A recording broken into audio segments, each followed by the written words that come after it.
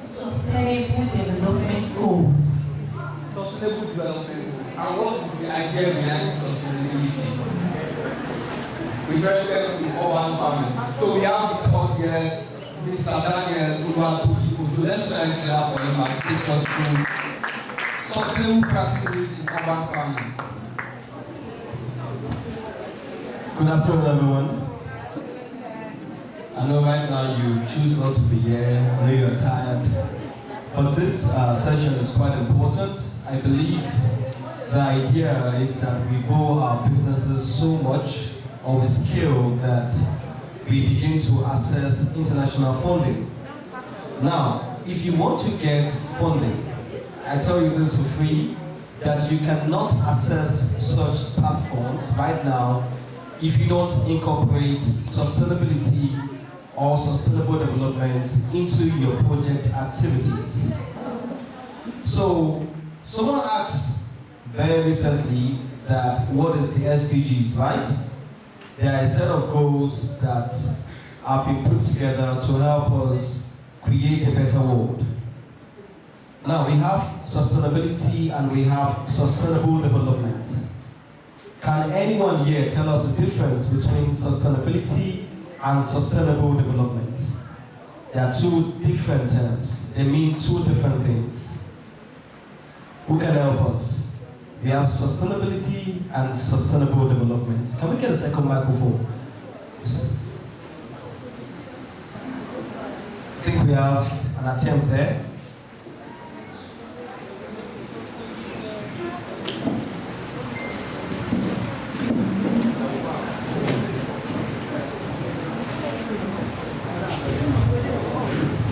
Thank you, everyone. From my little understanding, when you talk about sustainability, you are referring to an idea that will stand a test of time. No matter how it may look like, it will stand, like in terms of urban farming.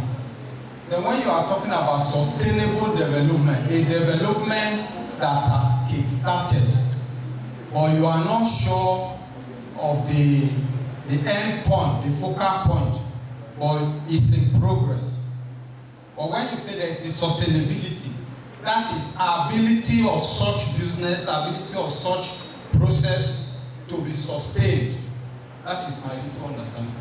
Please can we clap for him? That's a very good attempt. So before I go on, I'd like to mention something. There are no wrong or right answers. There are only attempts. And attempts will help you learn. Are we together? Do you have another attempt? Okay, we have someone else there. And then we'll take you, ma'am, and that'll be it.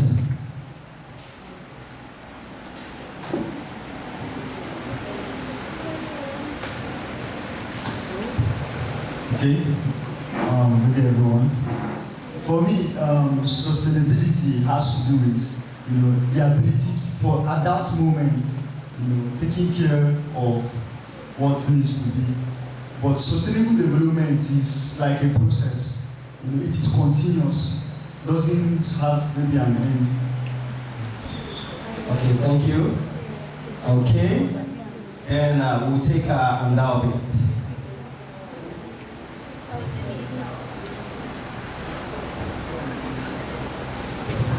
Good afternoon. I think sustainability is having to maintain what you have worked for, like what you wanted to sustain. I have this goal to do this thing, and I want this thing to be like that.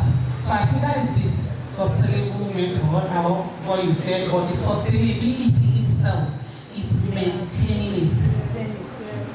Okay, please can we celebrate everyone that has made an attempt. So I will help us. It was very close to defining what sustainability is. And this is it. Sustainability is a goal.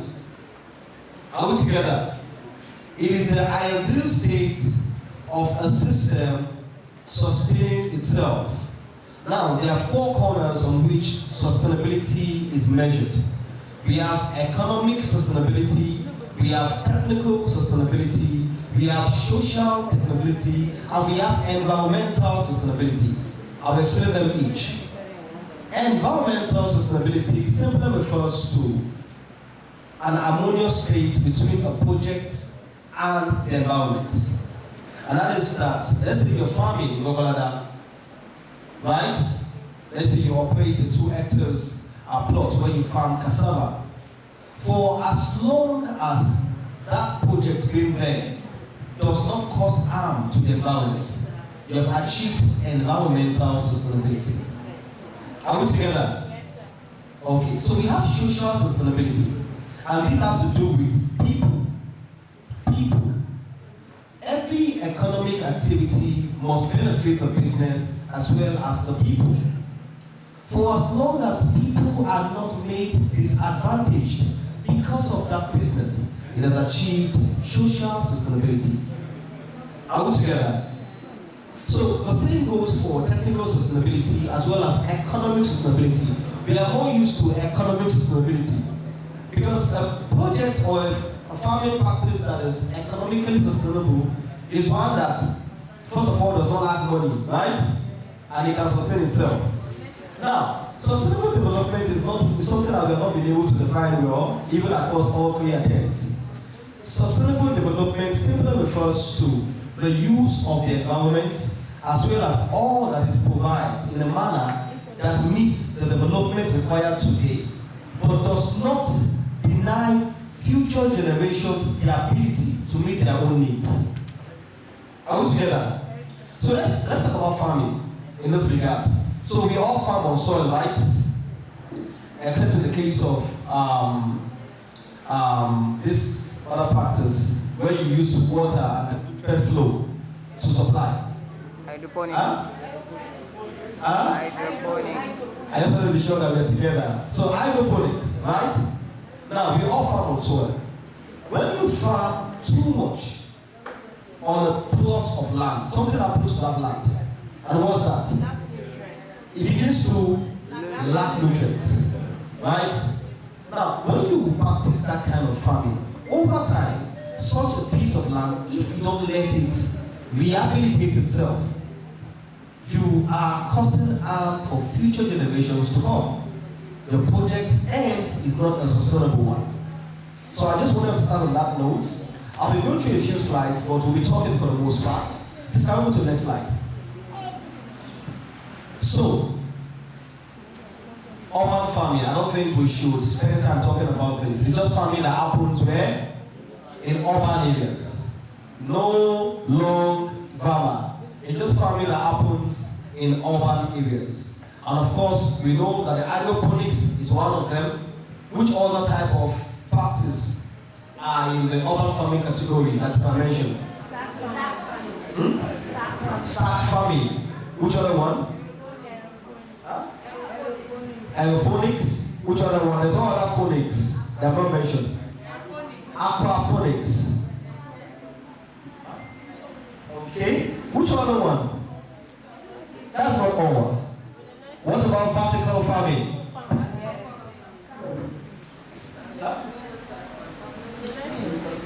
Are we scared?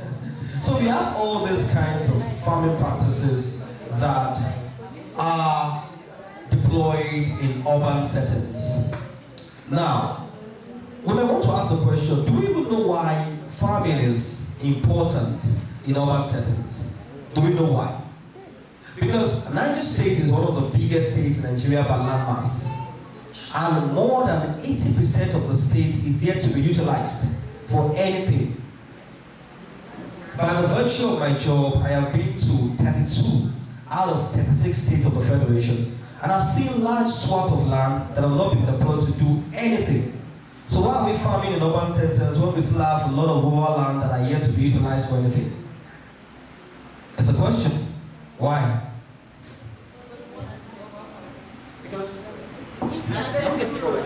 Okay, accessibility.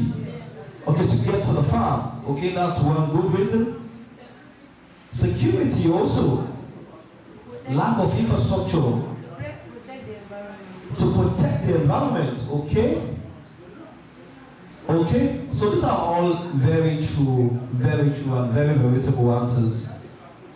There are certain factors that have encouraged or promoted the deployment of this farming practice. And it is necessary, I'll tell you from an environmentalist standpoint. Do you know that the plants that you have around you, they are the reason why this place is not as hot as it should be? Do you know? Okay, let me give you an example. How many of us know town very well? Do you know Maitama? Maitama is relatively cooler than Wuse. It's not because Maitama is more developed than Wuse. No. There are a lot of greening. A lot of greening. And that's the reason why it's called the urban land heat effect. And that is a phenomenon that happens when an area is relatively warmer than its surrounding areas. That is another reason why we practice urban farming. Because when we establish urban greening, we make the ambience of the area cooler. Next slide, please. So we're looking at sustainability in agriculture, we're looking at urban farming and waste management. We'll also be looking at sustainable waste management practices, and finally, we'll be talking to each other about innovative approaches to waste management. Next slide, please.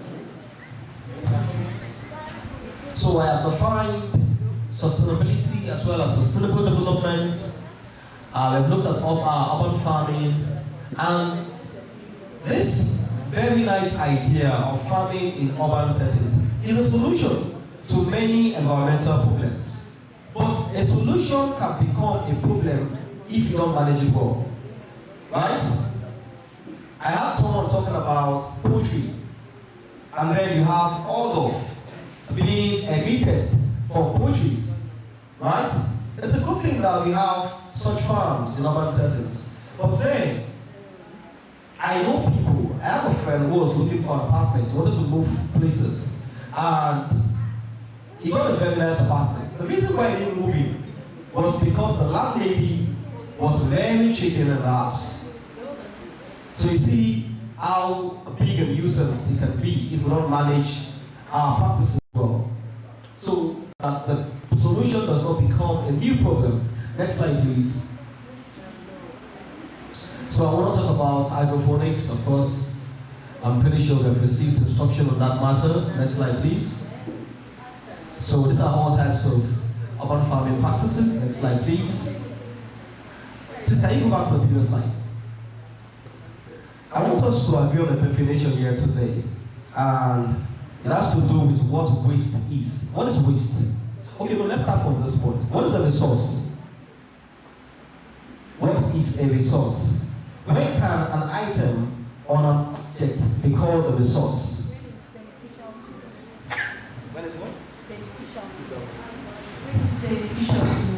Okay, when is it? Beneficial. When it's beneficial. So, does that mean everything? It's not everything that is a resource. I want us to be confident. You know, it's an attempt you're making. Okay, not everything is a resource. So you have certain things that are not resources at all. Okay, so what is waste? Okay, the waste is the byproduct of anything. Okay? Do we agree? Okay, let's do it the way they do it in the Senate. If you agree, say aye. Aye. If you don't agree, say nay. The ayes have it. Okay.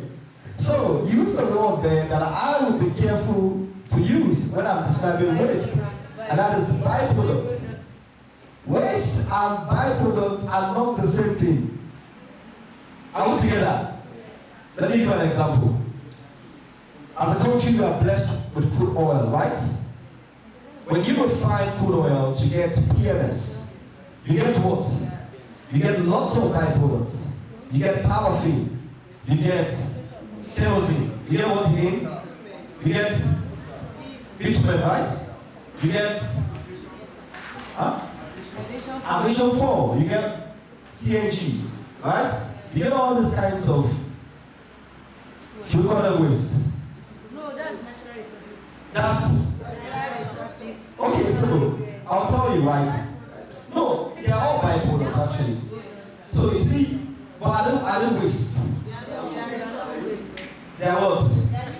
So that means we have to revise our definition of waste. What is waste? Okay, waste can be useful and unuseful. So, interesting time we are having here. So waste can be useful. So I will categorize waste as useful waste and non-useful waste. Oh, beautiful. Beautiful. So that means waste can be a resource. Okay. So let's go to the next slide. So this is the previous one. Now this is what waste is. This is what waste is. Waste is simply any substance discarded after primary use or is worthless, defective, and is of no use. Now, in technical terms, the moment a product comes to its end of life, that is, use can no longer be found for it, it is then that it becomes waste. So, we have to now revise our definition of waste again. Right? So, we don't have useful or non-useful waste. Waste is waste. Now, the thing is, the concept referred to as waste has evolved in its meaning in the last couple of years because of technological advancements. We'll come to find out. Next slide, please. So, there are three basic facts about waste. The first is that every human economic activity generates waste. Every human activity, including agriculture. The second basic truth is this: the application of the term has increasingly changed in response to technological advancement. I will explain. There was a time that this CNG, right, that we are now using to power vehicles and other machines, used to be flared. We allow the gas escape because what we are looking out for is what? PMS and other, presumably viable products. But because we now have gas capture mechanisms, we do actually as a country, it's just that we don't care. We can now tap that and use. So what used to be waste is no longer waste. Now the third and final truth is, waste management is central to individual and collective economic prosperity. In countries like Norway, nothing leaves the system. A lot that when we go back home, we go read about Norway, their economic model, and how they have been able to be so prosperous. Nothing leaves the system. The landfills are hardly filled because they have what I will describe in subsequent slides. So you see here we have the SDGs. Waste management affects each and every one of the 17 SDGs. Each and every one of them. As we come to find out. Next slide, please. So, this is the waste management pyramid. This is what used to guide thinking regarding waste management. It still does, but I will show you very quickly that this is a backward way of thinking. It is now obsolete. So, you prevent waste. Do you know you can prevent waste? Do you know? I'll tell you. So you go to City Mart to buy bread, and you drove there. Do you need to collect polythene bag? No, honestly, do you need to collect polythene bag? Yes. You don't need to collect polythene bag. You drove to City Mart, for God's sake. You can easily put the bread in your car. Because when you get home, you're going to take out the bread, right? Which already in the polythene bag, out of the polythene, and then touch the polythene. What bag? For Trust me. But then you have, they also sell liners, B-liners. Okay, so this your listing there. It's a very, very table argument. I will talk about it. But you have views for it. But you agree with me that most of us trash these polythene bags. Yes. That's the fact. Most of us trash them. Now, you can minimize this waste. In the case where you need to get the bag, let's say you're buying many other things, instead of collecting, do you know, okay, so they sell toothbrush, right? If you go to most supermarkets, they sell toothbrush, they sell bread, and they sell snacks. They will put them in individual bags, right? As an environmentalist, I can be crucified for doing that. So when I go, I ask them to put the toothbrush in the same polythene bag as the bread. Do you get it? The only thing I can let be in a different polythene bag are the snacks. That is one way you can minimize waste. You can reuse. That is the point Madam just mentioned, right? You can reuse the bag.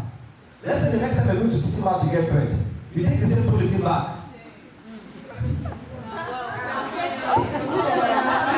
I know this is not a topic that resonates with most of us, especially in this part of the world. So you go back with the same bag, then you can recycle. You can recycle. I'll talk about this also. Then energy recovery, which is part of far-fetched thing, but is becoming popular. Then disposal. When all these treatment options or management options cannot be applied, it is then that you dispose of the waste. So this is called the linear economy model. It is linear because it is from cradle to grave. The product is born and it will come to expiration and then be disposed of. I'll show you a different model now. Next slide, please. So we have what they call the circular economy. The circular economy. Countries like Norway have done well in implementing this economy. So this is what it means. It means that no waste is generated. Do you think it's possible that you have an economy where there are no waste? It's not possible. Okay. Are we together that it's not possible? It's difficult. Okay? It's hard. So let's think of any resource that cannot be transformed into another resource. Nothing. Then what I'm saying is possible. Which resource? When you service your engine, your generator, what do you recover? What do you bring out? Engine oil, right? So what do we do with the engine oil? We throw it away. As lubricants. Okay. For what, man? For dogs. Okay, for doors. Okay, what happens if you have no door that is defective in your house and you need to lubricate? For chasing wastage. Okay, you pour the spent oil on the floor. On the ground. You just sprinkle a little. Okay. Interesting answer I'm getting here. Our environment is in trouble. Okay. For good. Beautiful stuff. Beautiful stuff. For termites. For preventing woodlands from getting destroyed by termites. So it is possible to have a cycle economy. Some countries have been able to implement this to effective use a cycle economy. You can also have the same in agriculture, in urban farming. Think of one waste, because that's the good activity we'll be doing. One waste that can be transformed or that can be made into another product in agriculture. Just one. Eggshell, right? It can be used to make calcium. Okay? Okay, calcium. Remember that assignment we did as in primary school? I'm pretty sure most of us did it. We were asked to find eggshells to make what? Detergent. To make Exactly, soy powder. Soy So powder. the same, you have the same model in agriculture. Next slide, please. So these are some of the ideas that can be found when we use circular economy. You can replace products that you use as inputs in your farm. You can capture waste, just like what we explained with the eggshells. We didn't speak about the most common one. That is animal dung. Being used as what? Manure. That's a very commonplace example. Then also reducing post-harvest loss and others in the area. Next slide, please. So we have a group activity. Now, to demonstrate, today if I want to fund your, let's say you are looking for a grant or a loan, right, from the African Development Bank. One of the first things they will ask you to bring or present is a waste management plan. And this is essentially a plan that communicates how you manage your waste. Here today, we are going to be developing a mini waste management plan. Just two components of it. One, per business type, poultry, fishery, horticulture, we are going to be identifying all the waste types that are generated. Then, the management option. Remember the management option, right? Reuse, recycle, disposal, minimize, reduce, right? So we are going by each, the same way. You see the first one I did there, paper waste. You can reduce paper waste. You can also recycle paper waste, right? Open money is not a management option. This thing that we do in this part of the world where we burn paper is not a management option. You are causing air pollution. In Nigeria, it is actually punishable by law. Do you know? It's called open incineration or open burning. It is you cause air pollution, so you can be arrested. So next time you want to burn that waste, your dustbin in your house, think twice. We are going to come arrest you. So please, per group, you see by fishery, poultry, horticulture, snail farming, and mushroom, identify every single waste type, every type of waste. I will not be telling you. You will want to itemize them. Then, against each waste type, you outline the management options that apply. It can be more than one, just like the one I did up there. Paper waste, you can reduce and you can recycle. Are we together? Are we clear? If they are not clear, you are saying yes. Okay, you understand? Let's go back to that management option. Next slide. Yeah, this one. Do we understand prevent? Right? Do we understand how to minimize? Do you understand how to reuse? Do we understand how to recycle? Do you understand how to recycle? Do you understand how, okay, you know what, let's leave energy recovery out of it. But we understand disposal, right? So that means you are clear now.